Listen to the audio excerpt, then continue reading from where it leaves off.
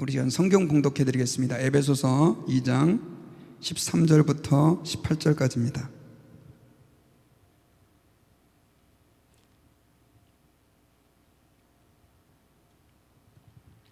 에베소서 2장 13절부터 18절까지 우리 한 절씩 교독하도록 하겠습니다. 신약성경 311페이지입니다. 이제는 전에 멀리 있던 너희가 그리스도 예수 안에서 그리스도의 피로 가까워졌느니라. 그는 우리의 화평이신지라.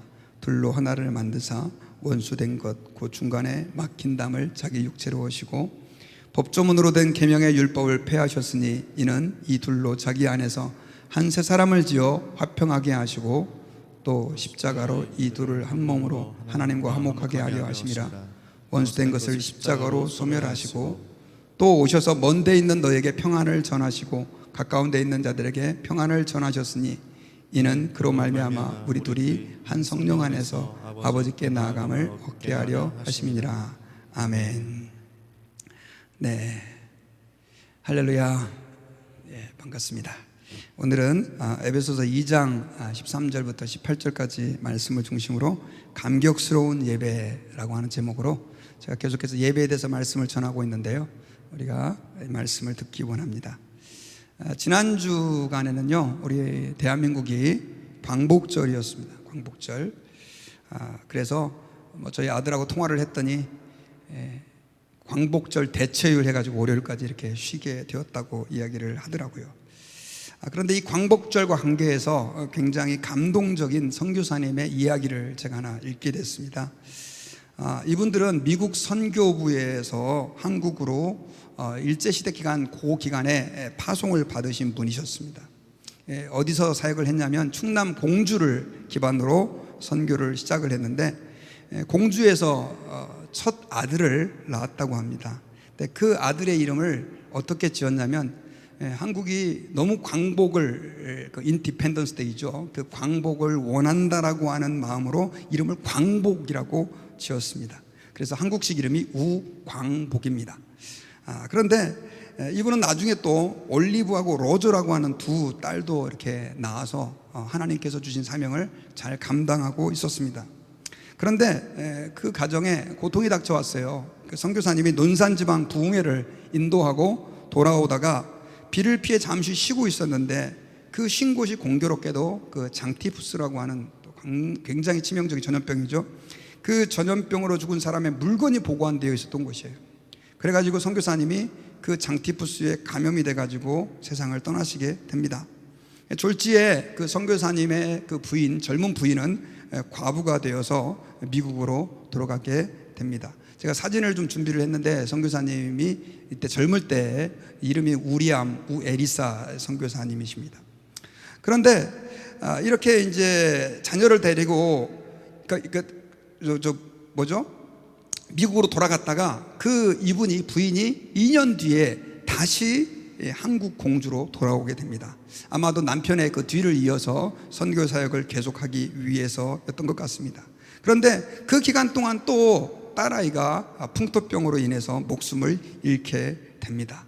그런 희생을 감수하고 이 선교사님 가정은 공주에 47년 동안이나 사역을 하면서 많은 교회들을 세우게 됐다고 합니다.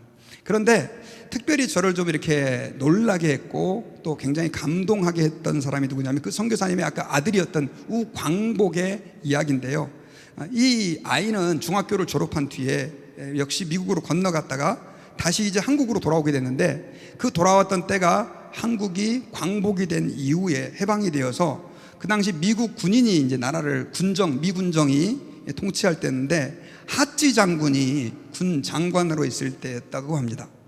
그런데 그때 이제 나라를 일제에서 해방이 돼갖고 새로 세워야 되는데 꼭 필요한 사람이 영어와 한국말을 잘 구사할 수 있는 사람이었다고 해요. 그런데 그런 사람을 잘 못 찾다가 이 우광복을 선교사의 아들을 이제 만나게 된 것이죠. 그래서 하찌의 참모가 되도록 했고, 그리고 이 하찌가 이 우광복 씨에게, 선교사님에게 한국을 잘 이끌어갈 수 있는 인재를 한 50명을 추천해 달라라고 부탁을 했다고 합니다. 그래가지고 그 50명을 이분이 추천하게 됐는데, 이 사람이 사실은 한국을 세우는데 굉장히 크게 기여한 사람들이고, 그 가운데 50명 가운데 48명이 하나님께 헌신된 크리스찬들이었다고 해요. 그래서 한국은 그 당시 기독교인들이 단지 1.5%밖에 되지 않은 정말 작은 수였고요, 기독교 하면 여전히 서양 종교 그렇게 생각하는 그런 나라였는데, 한국이 기독교 국가처럼 우뚝 세워질 수 있는 그런 엄청난 그런 기회가 되었다고 합니다. 여러분, 우리가 여기서 굉장히 중요한 사실을 한 가지 발견할 수 있어요. 그게 바로 뭐냐면, 한 사람의 헌신이, 한 가정의 헌신이 한 나라의 운명과 방향을 바꿔 놓았다라고 하는 것입니다. 여러분, 저는 그 선교사님을 이렇게 보면서 그런 생각을 했습니다. 그분들이 도대체 그 힘든 나라, 가난한 나라에 왜 오셨을까요? 야, 내가 선교사를 해서 정말 보람 있는 삶을 살아야지, 그런 마음으로 오신 것은 아니었던 것 같습니다. 바로 예수 그리스도, 우리의 구원자 되신 하나님의 아들 예수 그리스도 때문이었습니다. 저는 그 이야기를 읽으면서 직접 그분들이 얼마만큼 예수 그리스도에 대한 감격이 있었는지는 모르겠지만, 한 가지 확실한 것은 그분들의 인생을 대한민국이라고 하는 그 작은 나라, 가난한 나라에 희생할 만큼 예수께서 나를 구원해 주셨고, 예수님이 나를 사랑하신다라고 하는 사실은 그분들의 인생 전체를 바꾸었고, 그로 말미암아 한 나라의 운명까지도 바뀌어지게 되었다라고 하는 사실을 저희들이 알 수 있다라고 하는 것입니다. 여러분, 제가 예배에 대해서 계속해서 말씀을 전하는데, 오늘 그 예배에 대한 것들 가운데 특별히 감격스러운 예배라고 하는 주제로 정했습니다. 여러분, 우리의 예배는 왜 감격이 있어야만 할까요?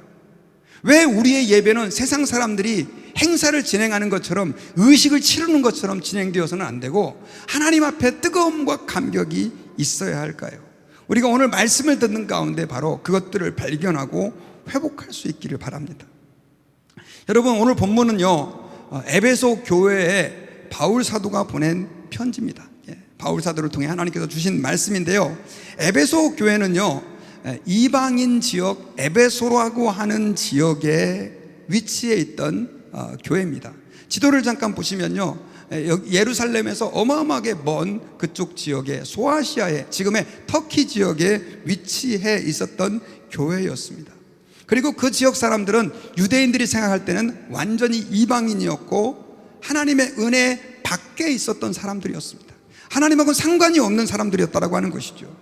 그런데 오늘 본문에서 사도 바울이 말하고 있는 것은, 그렇게 하나님과 전혀 상관이 없었던 이방인 너희들이 예수님의 십자가의 그 피로 말미암아서 이제는 하나님의 백성이 되었고, 하나님께로 나아갈 수 있는 특권을 얻게 되었고, 하나님과 화목할 수 있게 되었고, 성도가 되었다, 그 말을 하고 있습니다.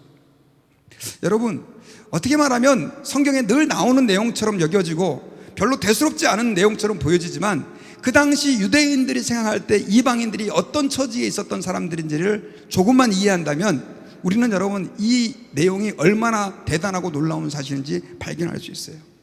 여러분, 유대인들은요, 이방인들을 완전히 경멸했습니다. 유대인들은 특히 꼭 남자들이 3가지씩 감사를 했대요. 하루에 3가지씩. 근데 그 감사 가운데 한 가지가, 남자로 태어나게 해주신 것을 감사합니다, 이거하고, 또 한 가지는 뭐였냐면 이방인이 아닌 것을 감사. 이방인이 아닌 것을 감사. 여러분, 미국에서는 개가 대접을 받지만, 우리 한국과 그 당시 이스라엘에서는 개를 부정한 짐승으로 여겨서 정말 형편없는 존재처럼 취급을 했는데, 여러분, 유대인들은 이방인들을 개처럼 취급을 했어요. 개처럼. 특별히 여러분, 사마리아라고 하는 지역을 아실 것입니다. 사마리아는요, 어떻게 말하면 유대인들과 이방인의 피가 섞인 그 지역에 속한 사람들이었었어요. 그런데 그런 이유, 이방인과 피가 섞였다는 이유 때문에 유대인들은 사마리아 사람들과 아예 상종을 하지 않았어요. 심지어 거기를 지나서 가야 될 필요가 있을 때에도 거기를 지나가지 않고 돌아서 가는, 그 정도로 이방인들을 꺼려하는 사람들이었다라고 하는 것입니다. 그런데 그 이방인들이 이제는 하나님의 권속이 됐다는 거죠. 여러분, 우리도 유대인이 아니에요. 이방인이에요. 그런 외인이었고 하나님과 상관이 없는 사람들이었는데, 무엇 때문에? 예수님의 피로 인해서 우리가 하나님의 백성이 된 거죠. 우리가 오늘 봉독했던 에베소서 2장 13절과 16절과 18절에서는요, 그 사실을 이렇게 말씀을 하고 있어요. 우리 한 번 더 같이 의미를 생각하면서 우리 봉독하도록 하겠습니다. 시작. 이제는 전에 멀리 있던 너희가 그리스도 예수 안에서 그리스도의 피로 가까워졌느니라. 또 십자가로 이 둘을 한 몸으로 하나님과 화목하게 하려 하심이라. 원수된 것을 십자가로 소멸하시고, 그 다음 구절, 이는 그로 말미암아 우리 둘이 한 성령 안에서 아버지께 나아감을 얻게 하려 하심이라. 어떻게 말하면 정말 쓰레기 같은 존재였던 유대인들이 예수 그리스도의 십자가의 그 피로 말미암아서 이제는 유대인들과 같이 형제가 되고요, 그 둘이 하나님께로 나갈 수 있는 특권을 얻게 됐다. 이걸 지금 이야기를 하고 있는 것입니다. 여러분, 실제로 아까 제가 이 유대인들과 이방인들의 그 차이에 대해서 얘기를 했는데요, 제가 그림을 하나 준비를 해왔습니다. 이 그림을 보시면 제가 빨간색으로 그어놓은 게 뭐냐면, 저 앞에가 바로 성전인데요, 그 성전 바깥쪽으로는 담이 있었습니다. 높이가 한 1.5m 정도 되는, 한 5풋 정도 되는 그 담인데요, 그 담은 유대인들과 이방인들 사이의 경계선입니다. 이방인들이 저 안으로 들어오면 죽습니다. 그리고 그 담에는요, 이런 표지판이 붙어 있었다고 해요. 어떤 이방인도 이 담 안으로 들어오는 것을 금한다. 어기는 자는 사형에 처한다. 이것이 유대인들과 이방인들의 구분에 대한 것이었어요. 사도행전 21장에 보면요, 사도 바울이 유대인들에게 드로비모라고 하는 이방인을 저 안으로 들였다 그래가지고 거의 죽을 뻔했어요. 오해를 받았죠. 그런데 여러분, 예수 그리스도의 십자가의 보혈의 능력이 어떻게 됐습니까? 이제는 이방인들과 하나가 되고요, 그 둘이 하나님과 또한 그 막혔던 담, 그 하나님과 끊어졌던 관계가 회복되어서 하나님께 이룰 수 있게 되었다는 거예요. 여러분, 지금 오늘 본문에서는 이방인과 유대인들과의 관계를 얘기하지만 사실은 여기서 더 얘기하고 싶은 것은 뭐냐면, 우리 하나님의 사람들과 하나님과의 관계가 원래는 완전히 이 이방인들과의 관계처럼 끊어져 있었는데, 이제는 예수님의 십자가의 피로 말미암아서 우리가 하나님께로 나갈 수 있게 되었다라고 하는 것입니다. 여러분, 제가 휘장 얘기를 몇 번 했습니다. 휘장은 예수님께서 십자가에서 죽으실 때 그 성소와 지성소를 가르고 있는 휘장이 없나요? 네, 그 사진인데요, 이 휘장이 사람의 손으로도 수십 명이 달라붙어도 찌를 수 없었던 이 휘장이 어떻게 됐어요? 예수님이 십자가에서 죽으실 때 위에서 아래로 찢어져 버렸어요. 그로 말미암아서 이제는 마찬가지로 유대인과 이방인이 원수인 것처럼 또한 하나님과 우리 사이가 원수였는데 예수님을 통해서 화목될 수 있고 회복될 수 있었다라고 하는 것입니다. 근데 그게 어떻게 가능했다고요? 예수님의 그 십자가에서 흘리신 뭐요? 피로 가능해졌다는 거예요. 그래서 여러분, 이 이스라엘 백성들에게 있어서의 대제사장은요, 대제사장은 하나님의 성소에 휘장이 있을 때 1년에 한 차례만 들어갈 수가 있었어요. 그림 좀 보여주시면요, 제가 대제사장 갖고 왔어요. 저 손에 지금 들고 있는 게 뭐냐면 피예요, 피. 대제사장은 모든 백성들을 대표하는 사람들이거든요. 근데 이 사람이 속죄일에 하루만 하나님의 지성소에, 하나님의 임재 앞으로, 그것도 뭘 가지고? 피를 가지고 나갈 수가 있었는데, 이제는 예수님이 십자가에 피를 흘려 죽어 주심으로 인해서 우리 모두가 다 하나님 아버지 앞에 그 예수 그리스도의 피로 나아갈 수 있게 되었다는 거예요. 너무 많이 들어서 여러분들 별거 아닌 것처럼 생각이 됩니까? 모든 교회가 지금 왜 자꾸 이런 얘기를 반복하고, 예수님이 우리와 하나님 사이에 중보자가 되셨고 예수님 때문에 우리가 하나님과 화목될 수 있었다고 말하느냐면, 이것은 어마어마한 일이기 때문에 그래요. 제가 여러분 말씀을 준비하다가요, 오늘 선교사님 얘기를 좀 많이 하는데, 그 아프리카 그 선교사님에 대한 한 글을 읽었습니다. 근데 아프리카에서 선교사님이 이제 그 원주민들을 대상으로, 옷도 잘 안 입고 다니는 사람들을 대상으로 선교를 하고 있었어요. 그런데 어느 날 그 토인 한 명이 실수를 저질렀습니다. 그러다 보니까 이제 이 추장이, 치프가 굉장히 화가 났어요. 화가 나가지고 뭐 자기 마음대로니까 그 사람을 죽이라고 사형시킬 것을 명령을 했습니다. 그래, 참 문제가 생긴 거죠. 그런데 이 선교사님이 사실은 그 죄를 지은 토인을 어떻게든 전도해 보려고 그동안 많이 사랑도 쏟았고 공도 쏟았던 사람이거든요. 근데 이거 잘못 실수해가지고 이 추장한테 죽게 생긴 거예요. 그래가지고 자기가 가지고 있는 보물들을 다 싸가지고 그 추장한테 이 실수한 토인의 죄를 용서해달라고 막 빌었습니다. 좀 잘못했다고 자기가. 그랬을 때 그 추장은요, 눈 하나도 깜빡 안 하는 거예요. 이 물건들이 다 무슨 소용이냐, 이런 것들은 나 하나도 안 부럽다. 그리고 이런 것들은 딴 부락에 가가지고 다 뺏을 수 있다고 이렇게 얘기하는 거예요. 그러면서 이 사람이 그런 말을 해요. 나는 저 토인의 저 사람의 피를 원한다. 이렇게 얘기를 하는 거예요. 피를 원한다. 그리고 나중 그냥 사형은 그대로 이제 집행되기로 됐습니다. 그 죽는 장면을 선교사님이 지켜봐야 될 수밖에 없었어요. 그러다가 이제 그 활 시위를 당기려고 하는 그 순간 선교사님 마음이 너무 막 힘들었는지 그냥 화락 달려가가지고 그 토인을 어떻게 해요? 활을 시위를 당기는 그 순간 부둥켜 안은 거예요. 그러니까 화살을 누가 맞아요? 그 선교사님이 맞은 거예요. 다행히 생명에 이렇게 지장은 없게 됐는데, 선교사님이 그 상태에서 나중에는 이제 그 자기 몸에 박힌 화살을 뽑으니까 어떻게 피가 막 줄줄 흐르잖아요. 그러면서 그 추장한테 이렇게 얘기를 했답니다. 피를 원하신다고 하셨죠. 이 피 갖고 안 되겠습니까? 이 피 가지고 안 되겠습니까? 그래가지고 그 추장의 마음이 움직였어요. 추장의 마음이. 그래가지고 그렇다고 한다면 이 사람은 당신이 그 피로, 당신의 피로 산 거니까 이제 데려가서 마음대로 하라고. 그래가지고 그 토인이, 죄를 지은 토인이 신실한 선교사의 동역자가 되었고요. 아무리 어려운 일에도 그림자처럼 따라다니면서 힘든 일 기색도 안 하고 그렇게 도왔다고 하는 이야기가 있어요. 여러분, 제가 지금 왜 이런 얘기를 합니까? 여러분, 예수님이 나를 위해서 십자가에서 죽으셨다. 그런가 보지 2000년 전에 십자가에서 죽으셨대, 하나님의 아들이. 오늘날 크리스천들은요, 예수님이 나를 위해서 십자가에서 죽으셨다는 것을 듣고도 감동하지 않아요. 저는 저와 여러분들이 오늘 이 시간에 왜 우리가 예배 시간에 감격해야만 하느냐, 그 이유는요, 바로 하나님께서 자기의 독생자 예수 그리스도를 그냥 화살 살짝 맞는 정도가 아니라 벌거벗긴 채로 십자가에 달려 우리의 죄를 용서해 주시고 원수되었던 우리를 구원해 주시기 위해서, 영원한 지옥의 형벌을 면하고 하나님의 자녀가 되게 하기 위해서 그런 어마어마한 일을 행하셨다는 거예요.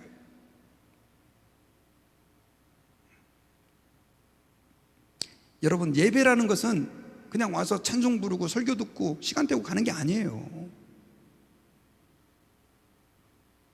그 예수 그리스도를 생각하는 거예요. 자신의 독생자까지 주셔야 했던 그 하나님이 얼마나 우리를 사랑하시는지를 다시 한번 경험하고 생각하고 그것을 다시 확인하는 시간이 바로 예배다라고 하는 것입니다. 여러분들은 누군가의 희생을 받아보신 적이 있으세요? 누군가 여러분들을 위해서 희생한 거? 이 세상에서 제일 큰 사랑을 우리는 어머니의 사랑이라고 말합니다. 어머니의 사랑이 아름다운 이유는요, 자식은 잘 몰라요. 그런데 아기를 낳아본 분, 길러본 분은 얼마만큼 부모가 많이 자식을 위해 희생하는지를 알고 있습니다. 10개월 동안 배불러서 임신 초기에는 한 3개월 동안 먹지도 못하고, 저희 집 사람도 맨날 토했어요. 먹으면 토하고. 옆에서 하도 같이 있다 보니까 저도 같이 음식 냄새를 맡으면 같이 메스꺼워요. 진짜 입덧을 같이 하는 것 같아요. 또 뿐입니까, 여러분요? 저는 그때 전도사 때 막 진짜 신학교 다니고 막 너무너무 힘들었는데 애들 막 새벽에 2-3시에 막 깨면 또 일어나가지고 다 해줘야 되죠. 제가 오죽하면 그때 이런 생각을 했어요. 야, 갖다 버리고 싶다. 그런 마음이 들 정도였어요. 힘들었어요. 아마 그런 과정을 거치지 않은 부모는 거의 없을 거예요. 근데 애들이 크면 잘 모르죠. 사실 저도 우리 어머니가 그렇게 키워줬는지 잘 몰라요. 여러분, 우리가 왜 어머니의 사랑을 아름답다고 말하고 어머니 날을 만들어서 어머니 은혜에 감사도 하고 전화도 하고 선물도 하고 하는 줄 아십니까, 여러분? 비록 좋은 어머니가 아니라 할지라도, 좋은 부모가 아닌 것처럼 보인다 할지라도 희생하지 않은 부모는 존재하지 않아요. 여러분, 왜 우리가 예수님의 사랑 때문에 감사해야 되고 그분의 은혜 때문에 감격해야 되느냐면요, 예수님은 누구십니까, 여러분? 하나님의 아들이시잖아요. 하나님이세요. 천지를 창조하신 요한복음 1장을 보면 그분 없이 지음받은 물건이 하나도 없다라고 말하고 있어요. 근데 그분이 뭐가 아쉬워서 사람이 되셔서 이 세상에 오신다는 것입니다. 여러분, 우리를 사랑하셨기 때문입니다. 우리를 너무나 사랑하셨기 때문에. 여러분, 사랑받으면 기분 좋잖아요. 여러분, 그 아가서 5장 8절에 보면요, 하나님께서 아가서를 통해서 우리를 얼마나 사랑하시는지에 대해서 고백하셨어요. 사랑의 고백. 자, 우리 그 구절을 같이 한번 읽어봅시다. 자, 시작. 예루살렘 여자들아, 너희에게 내가 부탁한다. 너희가 나의 사랑하는 자를 만나거든 내가 사랑함으로 병이 났다고 하려무라. 자, 여러분, 여기 보니까 하나님이 우리에게 뭐라고 얘기하냐면, 내가 너희들을 사랑하기 때문에 병이 났다. 이거 여러분 한국말로 뭐라 그러죠? 상사병. 상사병. 여러분, 성경은요, 하나님이 우리를 너무나 사랑하신다는 것에 대한 고백이 가득 차 있어요. 우리가 잘 알고 있는 99마리의 양을 놔두고 잃어버린 한 마리의 양을 찾아서 목자가 온 천지를 다 돌아다니잖아요. 그리고 너무 기뻐서 잔치를 벌입니다. 여러분, 만약에 그 잔치를 벌일 때 뭘 먹었을까요? 전 지금도 의문이에요. 아마 동네 사람들 다 불러서 잔치했으니까 송아지를 죽이든지 아니면 혹시 그 99마리의 양 중에서 먹잇감이 되는 양이 있지 않을까도 모르겠어요. 근데 여러분, 왜 이런 소모적인 이야기를 주님이 하고 계시느냐? 그 이유는 뭐냐면 주님이 우리를 그렇게 사랑한다는 거예요. 내가 I love you, 난 너 사랑해 이렇게 하니까 못 알아듣으니까 그런 스토리를 통해서 주님이 우리에게 내가 너희를 사랑한다, 내가 너희를 사랑한다 라고 말씀하고 있는 거예요. 여러분, 그래서 구원이라고 하는 것은요, 말 그대로 우리의 말로 형용할 수 없고 표현할 수 없을 만큼 놀라운 사건이에요. 주님이 나를 위해 십자가에 죽으셨다는 사실은 뭐 말로 표현할 수 없어요. 그래서 여러분, 찬송가의 저자는 뭐라고 했어요? 하늘을 두루마리 삼고 바다를 먹물 삼아도 한없는 하나님의 사랑 다 기록할 수 없겠네 이랬잖아요. 하늘을 두루마리 삼는다는 말이 뭐냐면, 옛날엔 두루마리에다가 글을 썼거든요. 요즘 말로 말하면 하늘을 종이로 삼아가지고 바닷물을 가지고 잉크를 만들어가지고 하나님의 사랑을 다 쓴다 할지라도 표현할 수 없다는 거예요.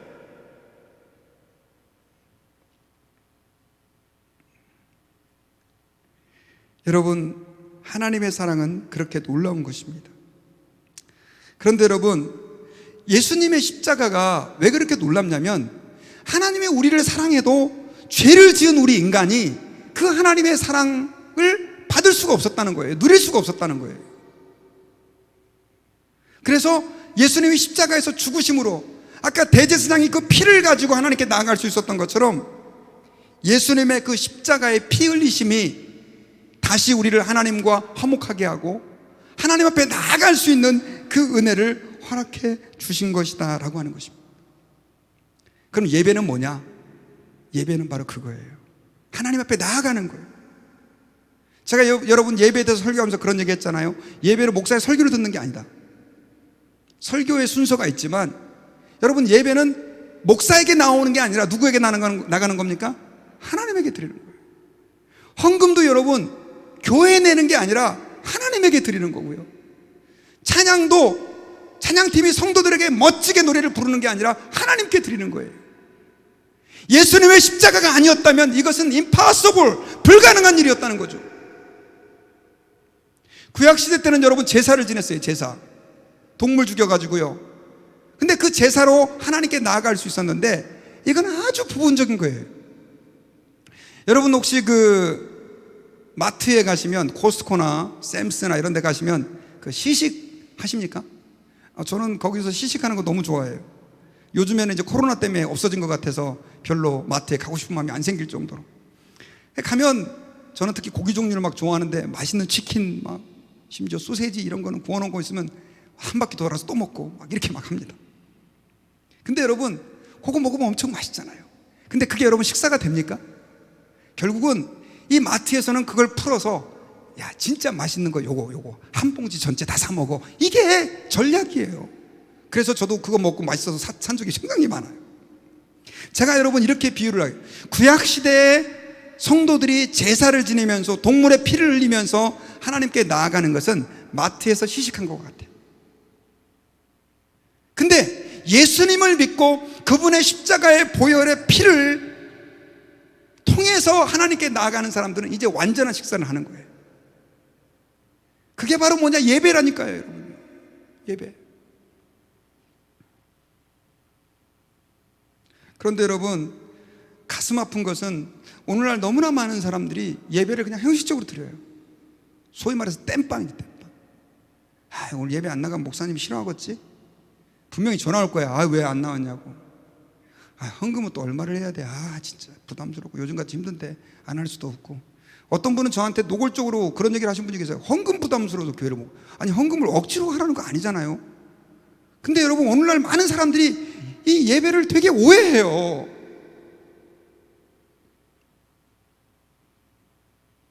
여러분, 아니에요. 예배는 한번 따라해 봅시다. 하나님 앞에 나아가는 것이다. 거기에 감격이 없을 수가 있냐고요. 여러분, 오랜만에 한국 갔어요. 부모님 혹시 살아계시는 분들 부모님 만나잖아요. 감격이 전혀 없습니까? 대통령 만나더라도 가슴이 막 두근두근 하잖아요. 근데 우리는 매주마다 누구를 만나냐면 하나님을 만나러 오는 거예요. 하나님. 그것도 나를 너무나 사랑하셔서 병이 날 정도로 사랑하신 하나님, 자신의 독생자 아들 예수 그리스도를 십자가에 내주기까지 사랑하시는 그 하나님을 만나러 나오는 게 바로 뭐예요? 예배라는 거죠. 그러면 여러분, 예배 때 감격이 없는 게 정상이에요, 비정상이에요? 마스크를 끼셔가지고 보이지를 않아요. 비정상이죠, 비정상. 예, 비정상. 감격이 없는 게 비정상이에요. 어떤 분이 막 가지고 예배 시간에 막 눈물 흘리고 막 하나님 감사합니다. 야, 저 인간 왜 이렇게 예배를 별나게 드려? 이런 사람들이 있어요. 그 사람이 비정상이 아니라 아무런 감동이 없는 내가 문제라니까요, 여러분요. 예수님이 나를 위해 십자가에 죽었다는데 아무 감동이 없다. 이게 비정상 아니에요. 그러면 여러분, 우리가 어떻게 예배의 감격을 회복할까요? 제가 두 가지 정도로 여러분들에게 말씀을 드릴게요. 예배의 감격을 우리가 회복하려면 첫째는 자신이 죄인이라는 사실을 철저하게 알아야 돼요. 어떻게, 뭐라 해야 된다고요? 자신이 죄인이라는 사실. 여러분, 배부른 사람에게는요, 아무리 맛있는 걸 갖다 줘도 그 음식이 맛있다는 생각을 못 합니다. 그리고 그 음식을 준 사람한테 뭐 이런 걸 갖다 주고 있어, 쓸데없이. 그렇게 생각을 해요. 근데 배고픈 사람에게 음식을 조금이라도, 내가 먹다 남은 음식이라도 갖다 주잖아요. 그럼 그 사람은 너무너무 좋아해. 제가 여러분 지금 무슨 얘기를 하고 싶냐면요, 주님 앞에서 예수 그리스도의 십자가가 감격스럽게 여겨지는 사람들은 대부분 자신이 죄인이라고 하는 사실을 뼈저리게 느끼는 사람들. 내가 죄인이 아니라고 생각해요. 아, 근데 이번 주에 내가 정말 잘 살았네, 훌륭하게. 근데 예수님이 나를 위해서, 나의 죄를 위해서 죽으셨대. 뭐 그런가 보지. 이렇게 생각한단 말이에요. 여러분, 막달라 마리아 아시죠? 예수님 발 앞에 향유를 깨트린 여인이에요. 그 깨트린 향유가 지금 값어치로 말하면 30,000이에요. 30,000브러치예요. 깨트렸어요. 가론유다는 그걸 보고, 아이, 그걸 팔아가지고 가난한 사람 도와주지 그랬어요. 저는 그 여인이 그 30,000불짜리나 되는 그 향유를 깨트렸다, 이걸 얘기하고 싶지 않아요. 그러면 그 여인 도대체 왜 예수님에게 그 비싼 향유 옥합을 깨트릴 정도의 헌신을 했냐는 거죠. 왜 그 여인은 그런 행동을 했죠? 그 여인은 죄인이었어요. 사람들에게 손가락질 받는 죄인이었는데 예수님이, 하나님이 자기를 받아주셨다는 사실을 알게 된 거예요. 저는 아마도 예수님이 그녀를 위해 십자가에서 죽으실 것까지 어쩌면 알고 있었을 거라고 생각해요. 그러니 너무 감사한 거죠. 거기에 뭐가 생겨났냐? 감격이 생겨났고 감동이 생겨난 거예요. 교회 다니는 사람들한테 여러분 헌신하세요, 헌금하세요, 봉사하세요. 죽어도 안 합니다, 여러분. 그런데 주님이 나 같은 죄인을 위해서 십자가에 죽으셨다는 감격이 있는 사람들은요, 교회 좀 오지 마세요. 아까 그 젊은 선교사님들 뭐가 아쉬워서 미국에서 여기까지 한국까지 와가지고 가족들까지 자식들까지 다 희생하면서 전생애를 그렇게 드려야 합니까? 그분들이 뭐 한국을 살리려고 왔겠습니까? 제가 볼 때는 아니에요. 예수 그리스도께서 나를 위해서 죽으셨다는 이 감격이 그들의 마음속에 있으니까 그런 헌신을 하게 되는 거예요. 삭개오는 어떻습니까, 여러분? 삭개오 도둑질한 거에 4배를 갚겠습니다. 예수님 만나고 나서 기뻐서 그랬어요? 아니에요. 사람들에게 저 죄인 저놈이 천국 간다고 한다면 이건 하나님 나라에 문제가 있어, 이 정도까지 생각되는 그 죄인이 예수님의 초청을 받은 거예요. 예수님이 그 집에 왔어요. 그러면서 그의 죄를 용서해 주시는 거예요. 그를 받아주시는 거예요. 그러니 세상 말로 미칠 수밖에 없는 거예요. 모든 사람이 다 나를 죄인이라고 했는데 예수님은 나를 사랑하시는구나, 나를 받아주셨구나, 내 죄를 용서해 주셨구나. 목사다 보니까요, 가끔씩 성도들 가운데 헌신하지 않는 성도들을 보면 답답해요. 속상하고 짜증도 나고 막 그럴 때가 있어요. 그런데 하나님 앞에 나가서 제 자신을 이렇게 볼 때 참 제가 정신을 못 차리겠구나 하는 생각들을 해요. 왜냐하면 저는 지금 목사를 할 만큼의 사람이 아니거든요. 저는 뭐 기독교 집안도 아니었고요, 제 친척 가운데 예수 믿는 사람들도 별로 없었어요, 어렸을 때. 근데 예수님을 믿었을 뿐 아니라 목회까지 하고 있는데 뭐 제가 어디 딴 사람들이 이래네 저래네 얘기할 수 있겠어요?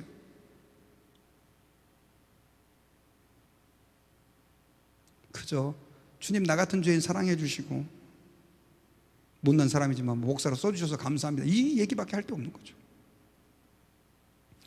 여러분, 그 나 같은 죄인 살리신 그 노래 아시죠? Amazing Grace. 전 세계 크리스찬들이 제일 좋아하는 찬양이에요. 근데 그 찬양은 존 뉴튼의 찬양인데 아시잖아요. 그 존 뉴튼이 어떤 사람인지. 그 사람은요, 노예를 내다 파는 사람이었었어요. 정말 못되기로는 두 번째 가라면 서러워할 사람인데 그 사람이 예수님을 만난 거예요. 그러고 나니까 그 사람이 나 같은 죄인 살리신을 고백할 수밖에 없는 거죠. 여러분, 한번 진지하게 돌아보세요. 여러분들은 죄인인 것을 시리어스하게, 심각하게 느끼고 있습니까? 또 한 가지는요, 하나만 더 얘기할게요. 하나님 앞에 예배의 감격이 없는 이유는 기대감이 없기 때문입니다. 우리 이사야서 1장 11절과 12절을 같이 한번 읽어보겠습니다. 자, 시작. 여호와께서 말씀하시되 너희의 무수한 재물이 내게 무엇이 유익하냐? 나는 수양의 번제와 살진 짐승의 기름에 배불렀고 나는 수송아지나 어린 양이나 수염소의 피를 기뻐하지 아니하노라. 너희가 내 앞에 보이러 오니 이것을 누가 너희에게 요구하였느냐? 내 바닥만 밟을 뿐이다. 하나님은 예배를 너무 좋아하세요. 제사하는 사람을 좋아하세요. 왜? 그렇게 우리와 교제할 수 있으니까. 그런데 주님이 그게 싫대요. 여러분 한번 생각해 보세요. 그들이 수양을 드리고 번제를 드리고 짐승의 기름을 하나님 앞에 드리는 과정이 얼마나 복잡하고 어렵습니까? 여러분, 지금은 예배 쉽게 드리는 거예요. 그거 힘들게 노력해야 되는 거예요. 근데 주님이 그거 싫대요. 너네들이 지금 내 마당만 밟고 있다라고 말해요. Why? 왜요? 그들은 그냥 그 형식에 그 일을 하는 거지 그 일의 저편에 계신 하나님을 생각하지 않는 것입니다. 하나님에 대한 기대감이 없는 거죠. 하나님에 대한 목마름이 없는 거죠. 여러분, 엘리야는 제단에다가 바알과 아세라의 선지자들과 싸울 때 제단에다가 그 짐승을 각도서 올려놓고요, 거기다 물을 들이붓습니다. 물을 들이부어요. 누가 불을 내려주나 보자, 이거 내기하고 있거든요. 지금 물을 들이부어요. 그리고 나의 하나님 불을 내려주십시오 했을 때 하늘에서 그 불이 물로 다 젖어 있는 나무와 고기를 다 태웁니다. 여러분, 왜 하나님께서 오늘날 우리의 예배 가운데 임재하지 못하고 왜 우리의 예배가 형식적으로 치우칠 수밖에 없느냐? 그 이유는 우리에게 하나님을 향한 갈망, 불을 내려 주옵소서라고 하는 간절한 소망이 없어요. 하나님, 내가 주님을 오늘 예배를 통하여 만나지 아니하면 난 일주일 또 힘듭니다. 주님, 오늘 이 시간에 이 예배 가운데 임재해 주십시오. 이런 간절함이 있어야 돼요. 기대감이 있어야 된다는 거죠. 저는 여러분들에게 오늘 여쭤볼게요. 실시간 예배 드리는 모든 분들까지 오늘 예배에 어떤 기대감을 가지고 나오셨습니까? 목사가 설교 잘할까 못할까? 찬양은 어떻게 할까? 이거예요? 아니면 정말로 여러분들이 오늘 하나님 예배를 통해 하나님 만나기를 원합니다, 이런 임재, 이런 소원을 가지고 오셨습니까?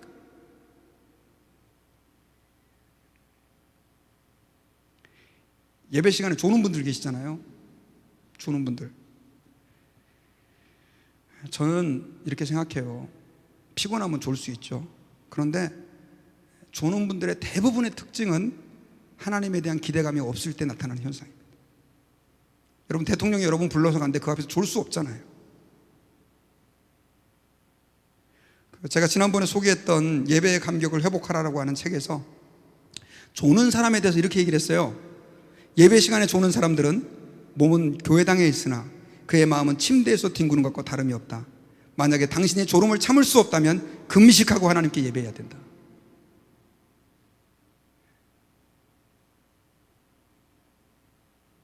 여러분, 저는 여러분들이 일주일 내내 예배를 기대함으로 준비하시길 바랍니다. 우리의 7일은 모두가 다 예배해야 되는 날입니다. 하지만 이 하루가 여러분들의 6일을 결정한다는 마음을 가지고 하나님 앞에 예배해야 돼요. 토요일 날 늦게 주무시지 마세요. 저는 어저께 초저녁에 자가지고 또 새벽에 깨가지고.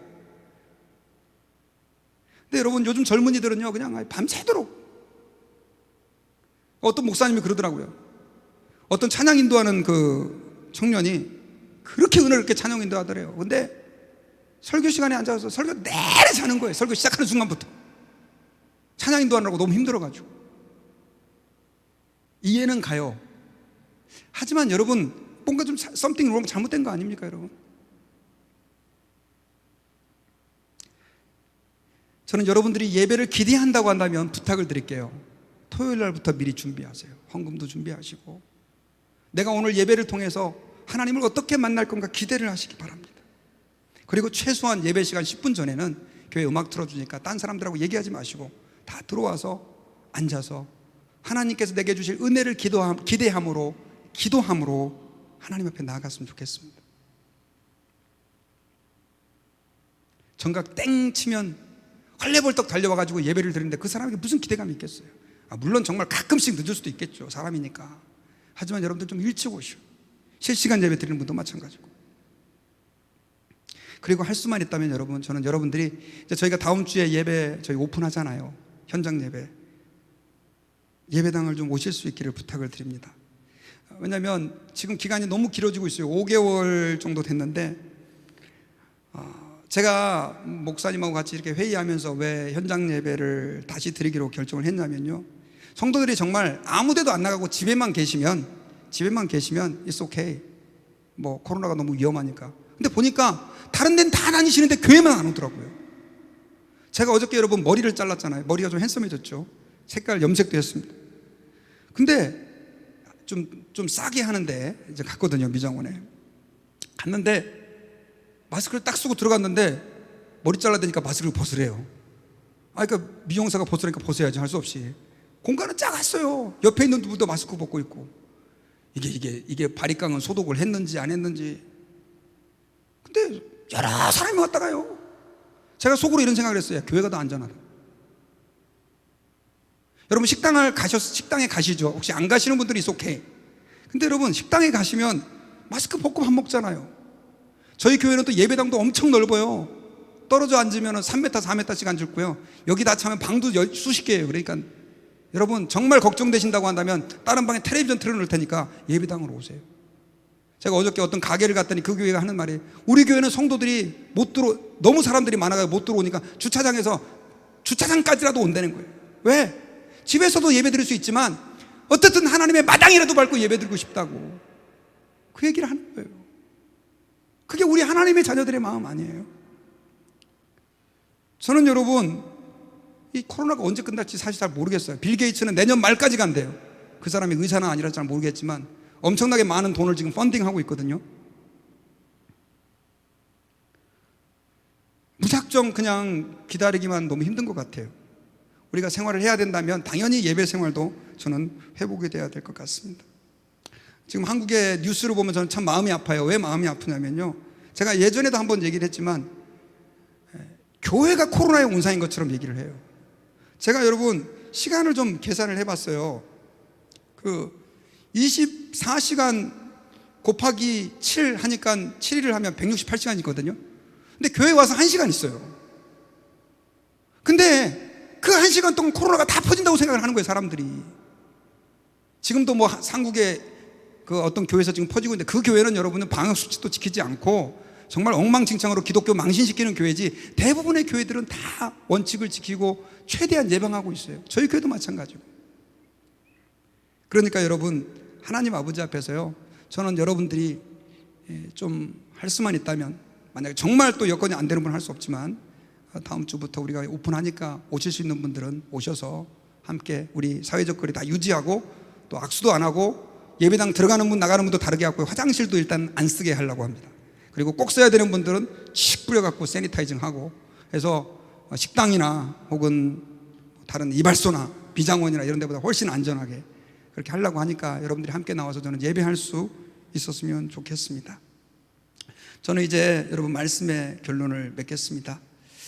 여러분, 하나님 앞에 드리는 예배는요, 형식적으로 드려지는 것은 어쩌면 범죄일 수도 있습니다. 우리가 사람이라 언제나 막 가슴이 뜨겁고 예배 때 막 마음이 막 벅차오르고 그럴 수는 없다고 생각해요. 하지만 내가 오늘도 또 땜빵하러 가야지, 그런 마음으로 예배하고 있다면 영어로 something wrong, 뭔가 잘못된 거죠. 여러분, 저는 여러분들이 정말로 예배의 감격을 회복할 수 있기를 바랍니다. 예배의 감격을 회복하는 방법은 전 2가지라고 그랬어요. 첫째는 뭐예요? 내가 죄인인 걸 깊이 생각해 보라는 거죠. 내가 죄인인 걸. 그리고 또 한 가지는 뭡니까? 하나님 아버지 앞에서 기대감을 가지고 주님을 사모하는 마음으로 나아가는 거예요. 주님을 갈망하시라는 거예요. 그렇게 할 때 하나님께서요, 여러분들을 매주 예배마다 만나실 것이고, 여러분들의 마음을 감격으로, 은혜로, 또 감동으로 저는 채워주실 것이라고 믿습니다. 이 시간에 다 같이 한번 우리 기도하시고요, 우리 아까 말씀드렸던 나 같은 죄인 살리신 우리 같이 찬양 드리도록 하겠습니다. 존귀하신 하나님 아버지, 감사합니다. 오늘 말씀을 통해서 우리가 하나님 아버지 앞에서 왜 예배가 감격스러워야 하는지를 알게 하신 것을 감사합니다. 예수님의 십자가의 피 흘리심이 아니었다면 우리는 외인이요 이방인이요 하나님과 전혀 상관이 없는 사람들인데, 예수님의 그 흘리신 피로 말미암아 우리 같은 죄인이 구원함을 받고, 우리 같은 죄인이 주의 백성이 되고, 우리 같은 죄인이 감히 예수님의 그 흘리신 피 때문에 하나님께로 갈 수 있는 특권을 얻게 된 것 감사합니다. 우리 모든 성도들에게 그 감격이 회복될 수 있도록 역사해 주시옵소서. 감사하며 예수님의 이름으로 기도하옵나이다. 아멘.